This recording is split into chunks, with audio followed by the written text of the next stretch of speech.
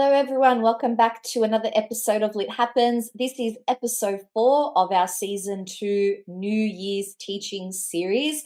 Welcoming back Adriel as always. How are you, Adriel? We're getting really Hi. close now to the new school year. Ah, we are.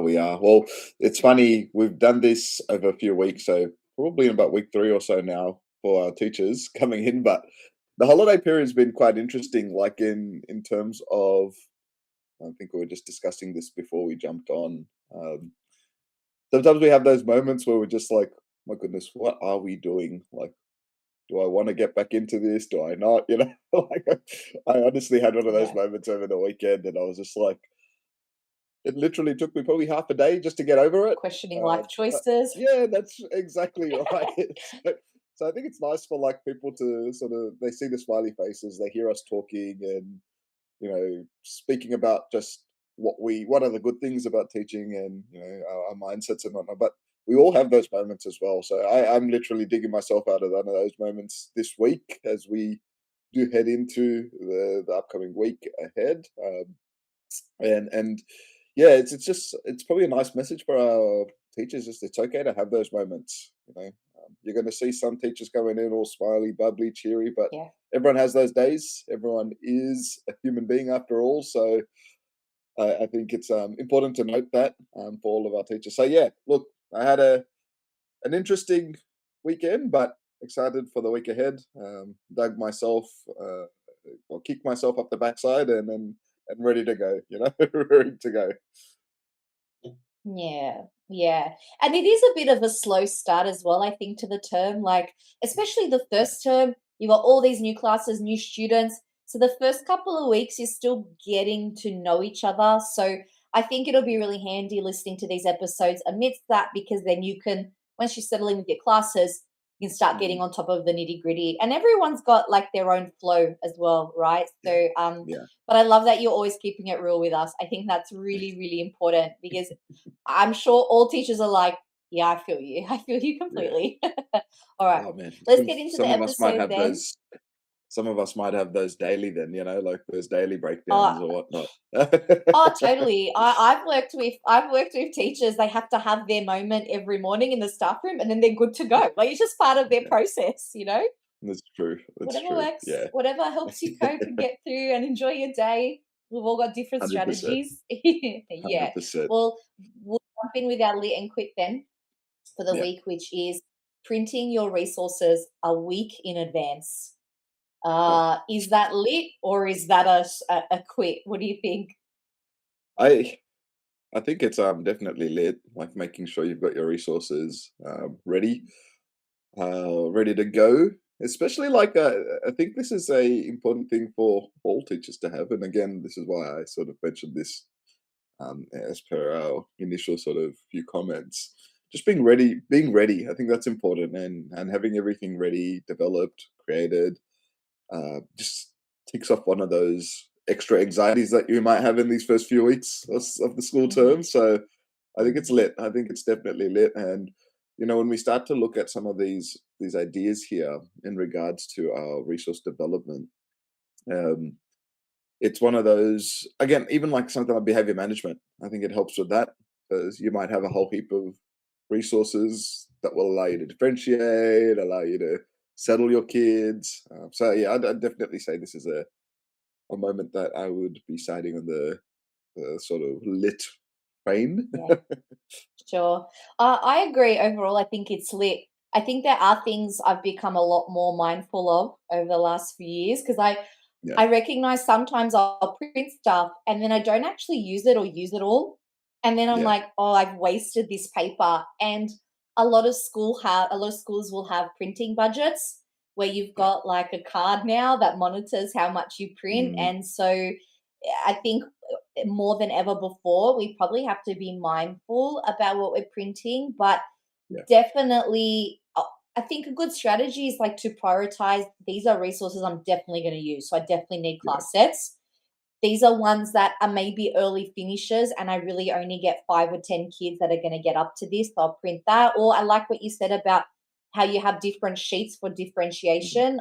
Yeah, I'm a big fan of that too. And instead of printing class sets for everything, I would have a rough number that I know roughly yeah, this amount of kids are going to need that. And I guess, trying to be mindful in this day and age where our budgets can be really sparse. And if it's yeah, not, and you're at a school where it's a non-issue, fabulous. I would just print, print till your heart's content. I think that's wonderful. But also, I've started to become a little bit more just because I personally don't like the rush to the printer room. mm, It's so mm, annoying. You're always lined up. There's always yeah, somebody who's jammed the printer and like didn't fix it. Or I don't know how many times I've gone into print and I'm like, how am I the one always replacing the paper? Like, yeah, what is yeah, going on here? yeah, Yeah. So I've tried to become a bit more savvy of like what definitely needs to be a hard yeah, copy resource, no negotiations, and what can be uploaded to, let's say, Google Classroom yeah, and have students access it that way. So, but I think the important thing there is that having your in a week advance knowing, I think it's really important for that feel of continuity. If mm, you're mm, prepared a week in advance, that means you know where your week is going and where you're going to yeah, transition to. So I think that's definitely a goal to work towards. Once you've got experience, I don't want any new STEM teachers panicking. This is yeah, something that, can be a bit difficult in those early days when you're getting the feel, but certainly and then Adriel, once you've taught something a few times, what are yeah, your go-tos, what resources work well, you might print them ahead of time and then see how you go with that's the right, rest. So fabulous. that's All right, right. Shall we get into our first question then? yeah, So our episode today, yeah, all about sourcing and organizing resources. So, if you listened to our episode last week, we looked at how we would program or sequence our lessons. Today's all about the actual materials we're using. yeah, So, Adriel, what would you say then are your go-to reliable resources and documents that you tend to draw on when you're planning all of your mm, resources for the term, or you're planning mm, how you're going to sequence all of your learning? yeah. Look, just before we sort of delve into some of the resources, these are not paid advertisements or anything like that. We're just sort of No. using whatever we've been Yeah. through. But there are some fantastic resources out there, and I know, like, if you're at a school where you can afford to buy some resources, ETA have some fantastic journals and Hmm. programs. I know Hmm. you and I have used Cohen Curricula's sort of work in the past as Yes. well, who has some great sort of resources Yeah. there. Five Senses Hmm. Education, and look, Yep. there's many more we've used. I know, for example, where I'm teaching it at the moment, every single student sort of has access to a digital version of. I think it's one of those companies. Again, not a paid advertisement here or anything like that, but just sort of speaking through a few of these things. But get in line with your head teacher, and this is where it's important to ask your faculty what it is that you guys are using. If you're a new teacher to that faculty, I think it's quite important. But make sure it's in line with your classroom, your staff room's vibe. I think that's probably the important thing. Mm. All teaching together. I know a lot of us can definitely move into our own spaces. I am very privy to that as well. Like, this is what I think we should be doing, and it's probably one of my sort of sometimes things where I go off on my own sort of thing. But again, I say we have to recenter and make sure you're teaching aligned with your fellow staff members. You're all in the team together. It's very, very important to be doing that. So that's probably the first thing. Just keep in mind what your staff room has in Yeah. terms of resources already. There may be things lying around. Ask your fellow peers what they have, what they've used in. Also, Hmm. like, what you might have already used in previous years. If you're obviously an older teacher or more experienced teacher, you're going to have resources. But what I Yeah. always think to myself in recent years is it's very easy for us to go into the classroom and just teach everything the same as you did the year before. But remember, your students are different, Yeah. and you might sort of look to rejig these. So, for example, if I have an ETA resource, which again are fantastic, I'm going to sort of see, well, what is it that works well for my students or my current cohort, and then that's probably one of those important sort of things that we do consider. So Lit Happens will have some mad resources as well. I'd highly encourage some of those, reliable resources and documents that our teachers will want to check out later on down the track. Now, this is a little bit of an advertisement, so I apologize there, but but Good plug. it Good will. plug. Yeah, it's a good little plug there. It'll definitely help Mhm. you out there when planning, what you're going to be using. But look, simple things. You've got websites as well. Um, Again, just on Google, fantastic tutoring companies out there. So I know we've seen, the big ones are like Matrix Education and Art of Smart, which have some great resources out there, along with, Yeah. a variety of other programs. I know you and I have used both of their platforms to help us in the past, Mhm. especially if you Mhm. do not have the monetary sort of means to develop or to buy a whole heap of resources. And then you've got things like if you're teaching seniors classes, making sure you're reading your academic readings that are associated with whichever programs you're doing. So Google Scholar is definitely a fantastic resource there as well. So there's a few that we've sort of named. Yeah. And Mhm. we do have some of them do have cost elements to them, but most of what we have named here at the moment are accessible to everyone. So I think these are some reliable places. And then the last but not least is making sure, well, I guess it's a new space here, is the AI sort of platform Yeah. now that we have. So It's a this is a reliability question, isn't it? yeah, Mm. this is an area where we need to sort of navigate a little bit more. And I know the Department of Education has their own little AI platform there that teachers can make use of. We've used a few different platforms in our past as well, which is attached to every single software, whether it's Google, whether it's Mhm. OpenAI, ChatGPT, Mhm. whether it's Grok, whether it's there's a whole heap of different teaching sort of ones as well, teaching specific ones as well, Oh, which will definitely help. Again, some of these will have a cost element to them, but um, they're great sort of places to just get you in the groove. Because remember, you don't need to recreate the wheel. There are lots of resources out there. Um, it's about harnessing what is out there to best suit you in your pedagogy and your sort of practices in the classroom. So, yeah, there's a few different reliable resources, and then we sort of touched and delved into a little bit more of a space which is evolving towards the end there with our AI space there. yeah, you covered that all really well, Adriel. I think we should just move into our next question now for our listeners. You did good, great job there. So our next question is then, what are some effective systems or platforms that you use or you've seen that might be really helpful for organizing your resources? Yeah. So this again depends on your school. Google Suites, fantastic. I know as a free sort of Mhm. program, and I think it's something that is in line with the department sort of schools. I think Microsoft as well. Maybe I'm not too sure because I've Yes. sort of transitioned away. But Microsoft has their own Microsoft Suites as well, which for any teacher, like if you bought a new laptop, if you're a new teacher, even an older teacher, you do know you have free access to Microsoft and Suites using your department email. Mhm. I think it's Good still tip. around. Yep. So yeah, Yes. it's a great place to sort of start off with. I know sometimes we might jump onto Microsoft Word and we might be like, oh my goodness, like why is there this cost associated with it? It's actually free as part of your DT privileges. I'm going to Login. say that. Mhm. And Mhm. with that comes a suite of apps which you can make use of, which I think is a great place because not only will you have your obviously Microsoft Word, your Excel, your PowerPoint, and all that sort of stuff. Microsoft is upping their game in terms of the shareability and the sort of development of things Yes. similar to Google Docs now. So I've always been a Mhm. big fan of Google Docs.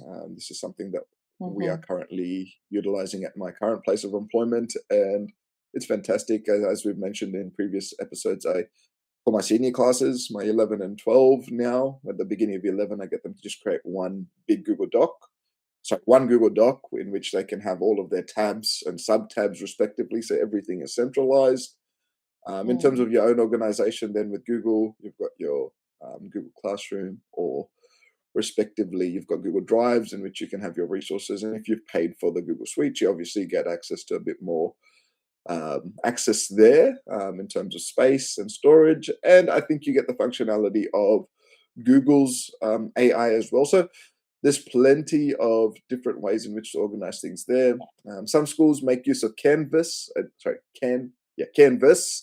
where everything is organized. So if you're on one of those sort of schools where you've got some sort of platform where everything is already developed for you, I mean, it makes resource organization a lot easier. But there's no means why you can't have your own sort of personal systems alongside the main teaching blueprint that school has. So yeah, look, there's a few effective systems out there. Again, I say this: make sure you are in line with what your school is using, what your staff room is using, Yes. so that you're not all over the Mhm. shop. Um, I think that's Mhm. probably the most important piece of advice there in terms Yeah. of getting an effective system for organizing your resources and developing it, because you want that collegiality, you want to share your resources as well. And if it's all over the shop in terms of what programs and platforms you're using, it makes that element a little bit more difficult. So yeah, those are some effective True. sort of systems platforms. um, I know you make use of the Google suites yourself personally. Mm. And I think, yeah, it's a great place. Like, we have to start to utilize a lot of this technology nowadays. Yeah. Um, I know we've mentioned this previously as well. You've got the old filing cabinets. Where I'm working currently, like, you don't have space for storage. So a lot of it is digitized. Um, Yeah. but you may have your own folders. That's an effective Yeah. system as well, for your own units of work Yeah. and your own resources which you may have printed. That's definitely still a very viable option. And it's just good for your Yeah. peace of mind sometimes if you don't want to be going through all of your um, computer sort of documents there and whatnot and files. It's a nice way to sort of keep things organized. But yeah, No, um, absolutely. The digital libraries, I think, have been a game changer because I remember the days where I have my keys and my lanyard, my keys, and I would have like 2, 3, 4 different USBs on them. yeah, yeah, Before it was like maybe before 2015, before we actually had mm, access to Google Drive, and I remember when that happened, we were like, "Oh my god," like, it just yeah, yeah, changed everything, made it really quick, efficient. Obviously, if you're an older teacher, you had to adapt a little bit and learn, and yeah, props to, those teachers because they have become incredibly tech savvy, so yeah, mm, that's awesome. I like what you said too, though, probably using a system that is very in line with what your faculty does so that there is that yeah, ease of sharing and accessibility and all of that. I like as well that Google has like a workspace feature in its mm, Google Suite where you can like pin certain things. So I'll have like some things that I know that I access often. So I'm not wasting my time signing yeah, in, going in, searching it. Yes, I'll have like things for certain classes that I always need visible.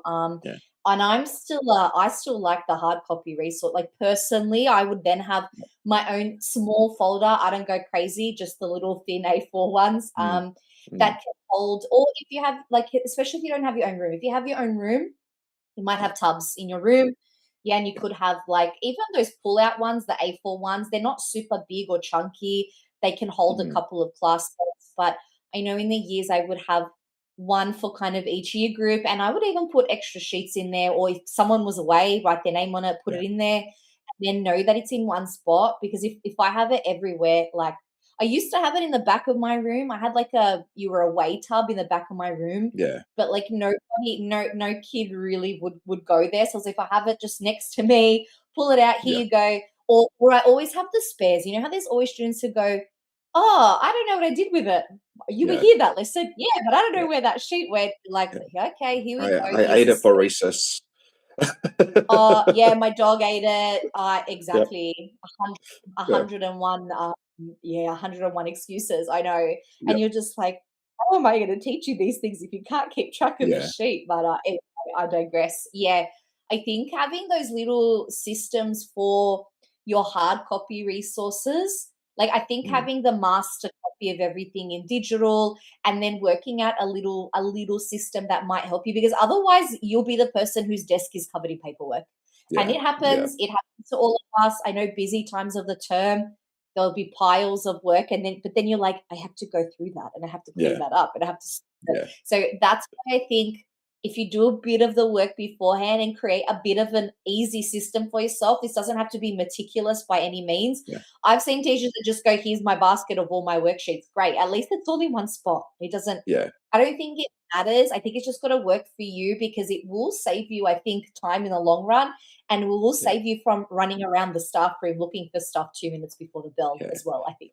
yeah, Yeah.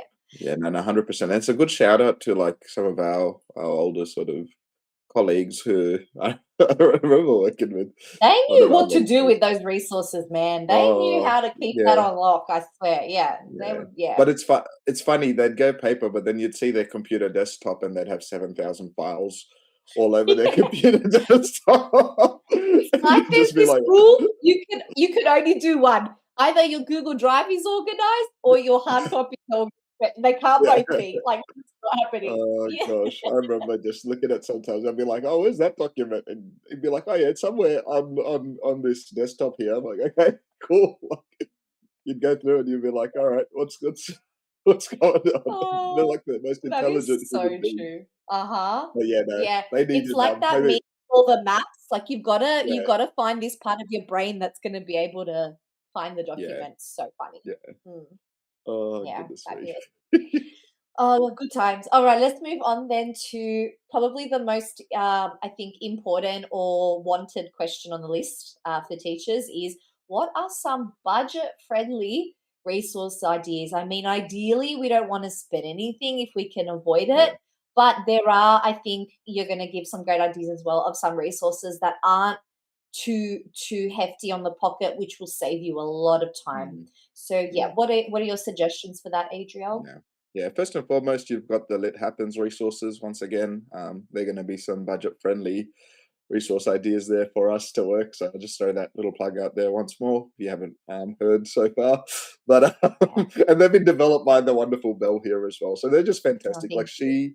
she has been a trooper when it comes to developing effective s- scaffolded sort of resources for all levels. Like it's fantastic. So if you haven't checked them out, have a look there. There's probably a great starting place. But if we're going back to like the free sort of resources out there, I would say your great tools are looking first and foremost at what your faculty already has. So you've got probably Mm, about ranging anywhere from about 3 to I don't know up to 10 staff members in your faculty.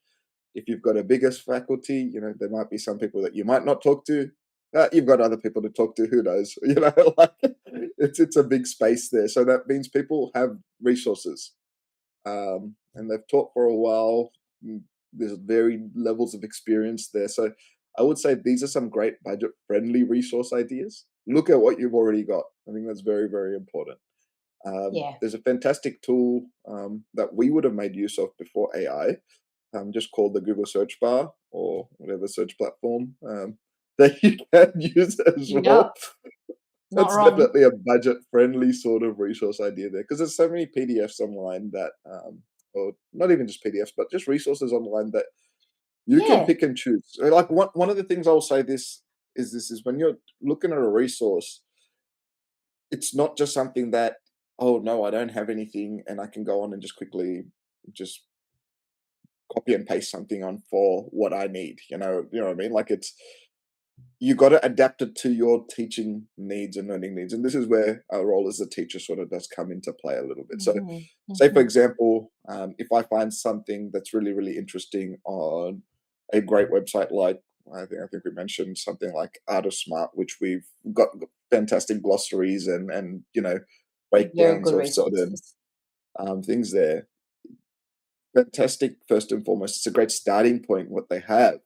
But you can Yeah. jump online and you can sort of see, okay, cool. These are the bits that will be necessary for what I need to use now. And again, these are free things that you can access. And props to a lot of these organizations here who have these things out there. And Yes. it's fantastic that people can use. I know I've been a big proponent of using that Google search bar to find these sorts of things. Me Um, too. other resource ideas there in regards to um, things that I think are budget friendly.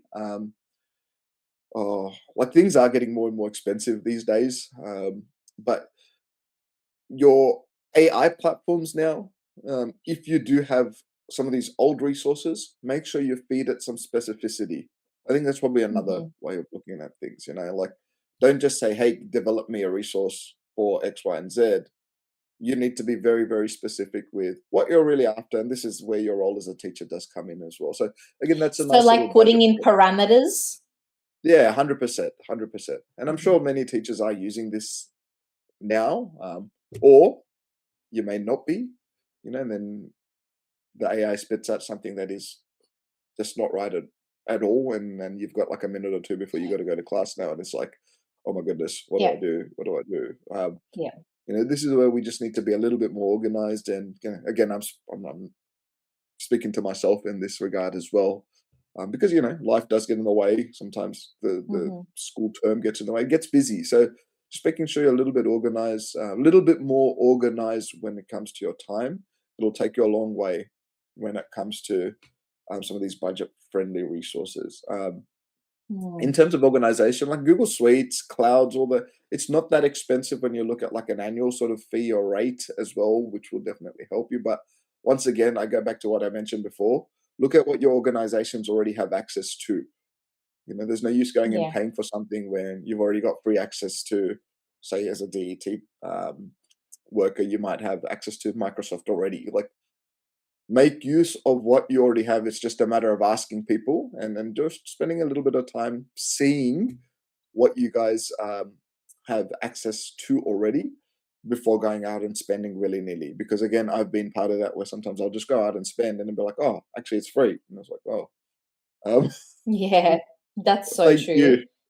So it's like, Yeah, just take a step back, evaluate everything that you and your faculty already have. Like if you have a chat with your head teacher, if you are a head teacher already, speak with your faculty as to what everyone would like to jump on board with. Um, and again, this depends on budgets. This depends on your school setting. I can't speak too much into that. Some schools have access to everything, and take that as a win if you are part of that school.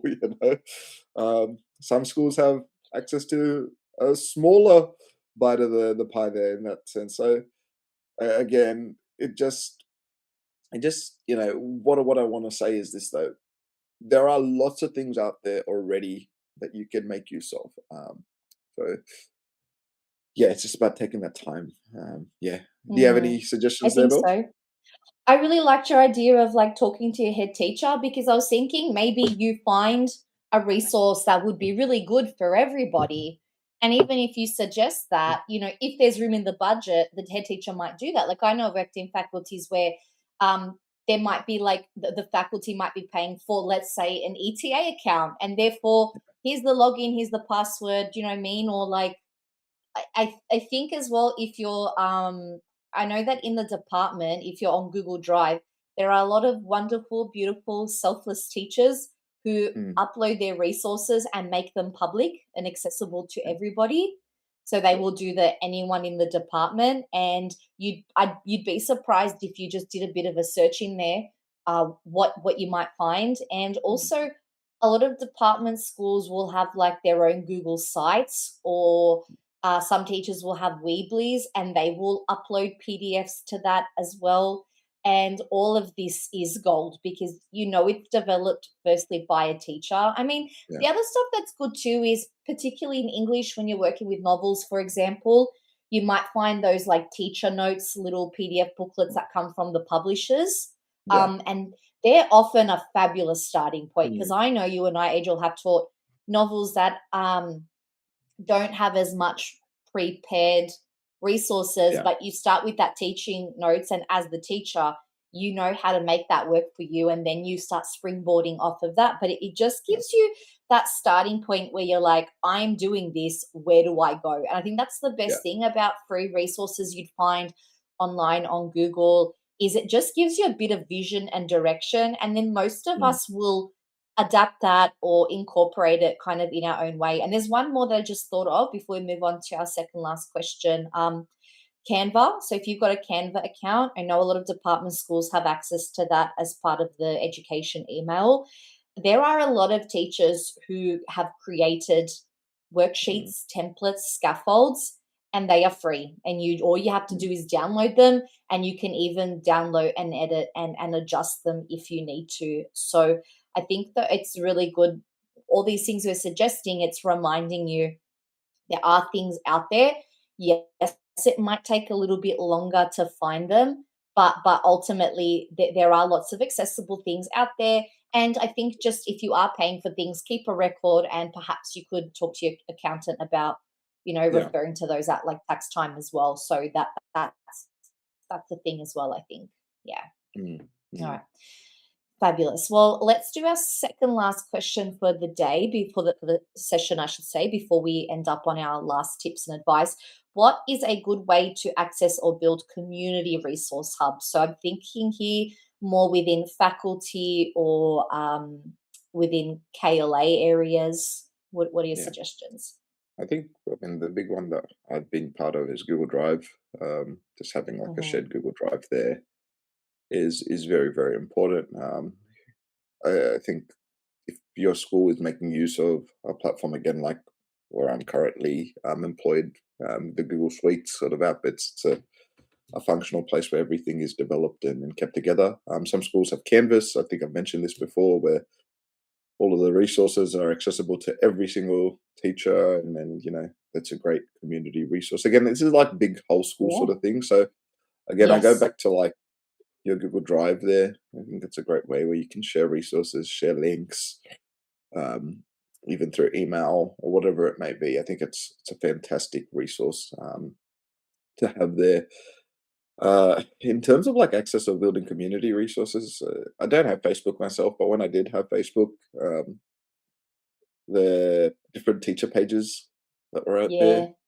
always They have like often had a file fantastic. section. Yeah, Yeah. that's right. You can go through the files section and just see again. Shout out to all the teachers that do share their resources freely, and that's some great, fantastic spaces there to again ask questions. Again, not just take things, but yeah, I think one of the ethical things that we can start to consider is if you do, download things, maybe pay some respect to whoever that teacher may have been that did write that. Give them a shout out, give them a little comment or Yes. whatever it may be, whatever it is Yes. on Good Facebook point. these days. Great So point. Mhm. just acknowledge Mhm. the work that people are putting in. I think Yeah. that's quite important. And again, this is something that I have come to acknowledge as I've been maturing in my profession here. Just making sure we are giving props when props are due to our respective teachers. But I think that's a nice little place to develop community again, and build outside Perfect. of your Mhm. immediate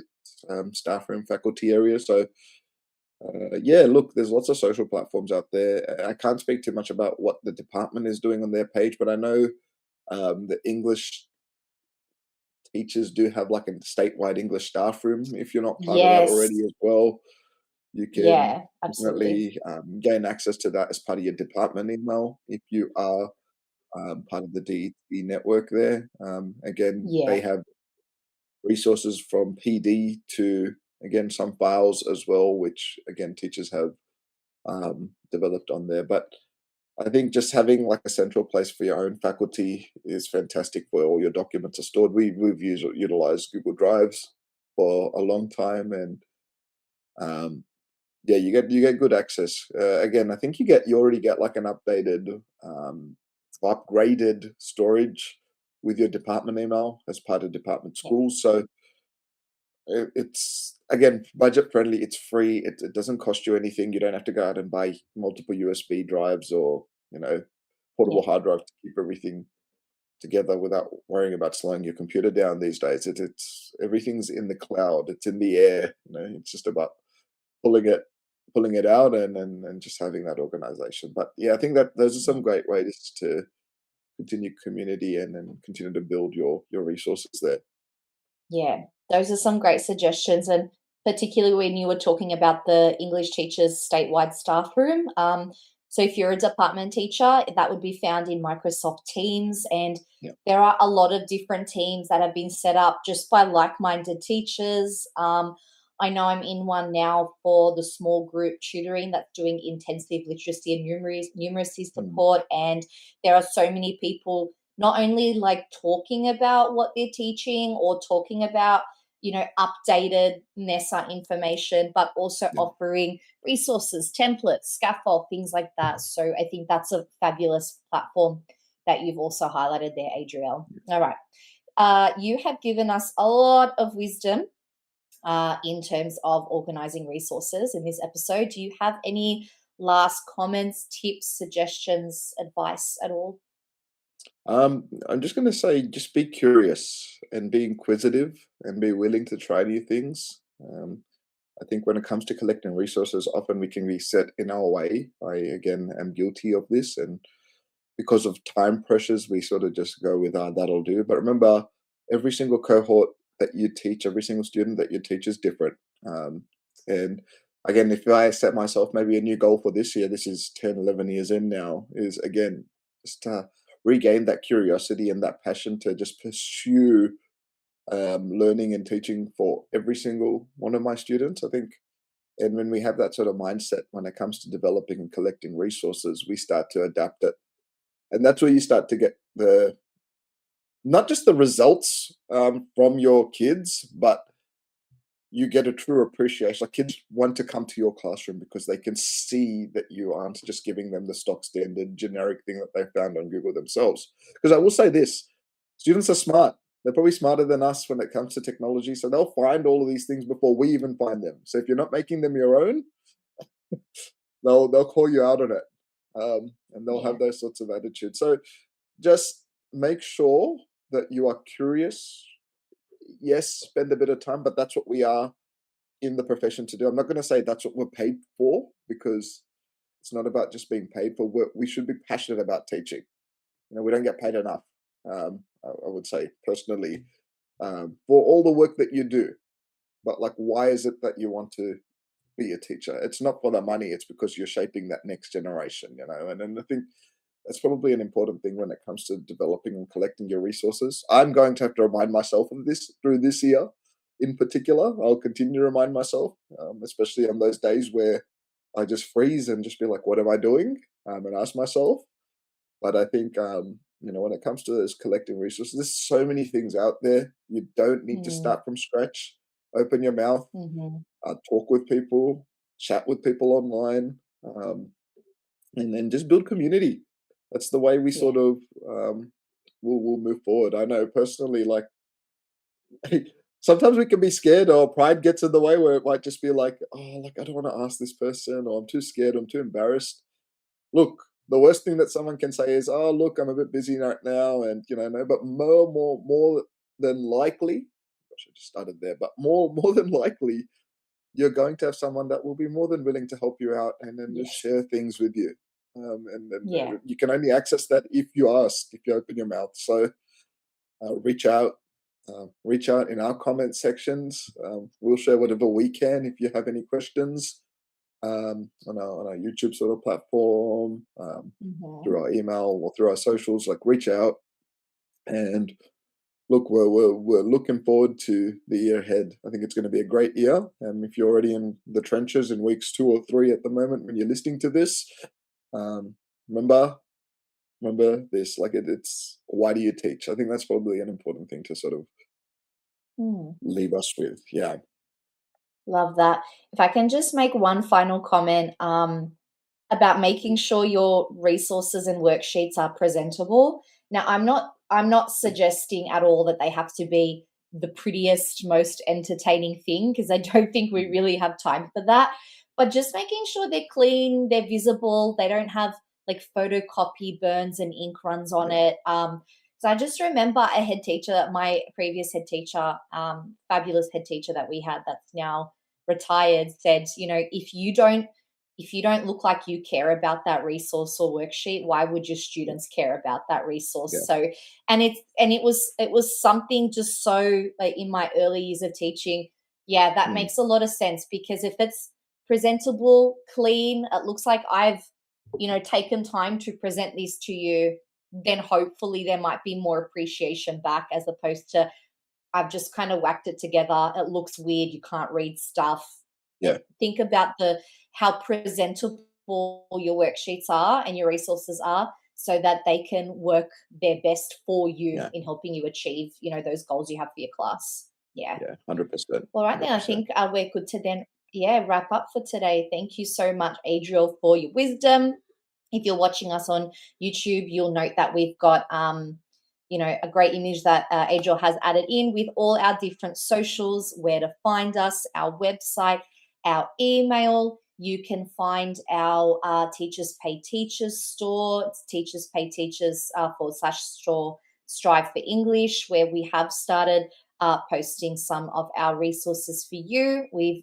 Our latest one is the Advanced English Adjustable Program. That's aligned with outcomes, aligned with guiding questions, textual concepts, the learning phases, and there'll be many more coming up over the next few weeks, hopefully in time to help ease you guys into the nitty gritty of the school term. And once again, thank you, Adriel, and thanks everyone for listening.